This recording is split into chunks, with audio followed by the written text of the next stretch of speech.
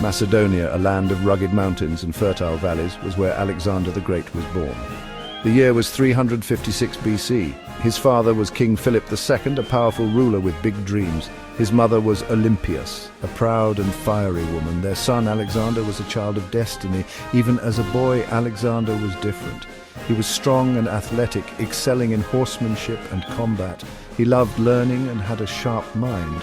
His tutor was Lysimachus, who instilled in him a love for Homer's heroes. Alexander especially admired Achilles, the courageous warrior of the Trojan War. But Alexander was not just a fighter, he was also deeply interested in philosophy and the arts. This intellectual curiosity would shape his future as a ruler. Little did anyone know that this young prince would grow up to conquer much of the known world. His name would echo through history, a byword for ambition, brilliance, and unmatched military genius. At 13, Alexander's education took a significant turn. King Philip II hired the greatest mind in Greece, the philosopher Aristotle, to be his tutor. For 3 years, Aristotle taught Alexander in the Temple of the Nymphs at Myetza. Aristotle's influence on Alexander was profound. He instilled in his pupil a love for knowledge, logic, and observation. He taught him about philosophy, ethics, politics, and the natural world. Alexander learned about the importance of reason, virtue, and the pursuit of excellence. Aristotle also recognized Alexander's ambition and thirst for glory. He encouraged him to use his power wisely and to strive for the betterment of humanity.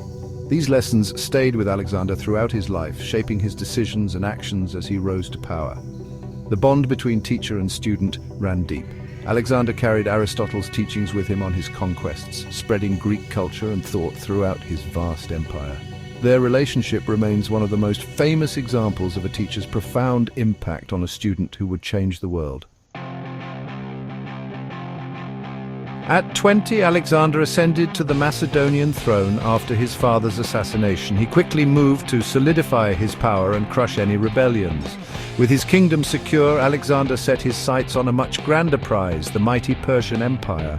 The Persians, ruled by Darius III, were a formidable enemy. Their empire spanned from Egypt to India, a vast territory rich in resources and manpower. Yet Alexander was undaunted. He had inherited his father's well-trained army, the finest fighting force in the ancient world. In 334 BC, Alexander led his army across the Hellespont into Asia Minor. The Battle of Granicus River marked the first major clash. Alexander's tactical brilliance and the ferocity of his companion cavalry secured a decisive victory against the Persians. This victory sent shockwaves through the Persian Empire.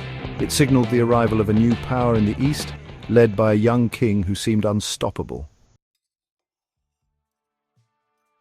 Alexander's advance continued. He liberated Greek city-states under Persian rule, earning the respect and admiration of the people. At Issus, in 333 BC, Alexander faced Darius III himself on the battlefield. The clash was fierce, but Alexander's strategic genius again prevailed.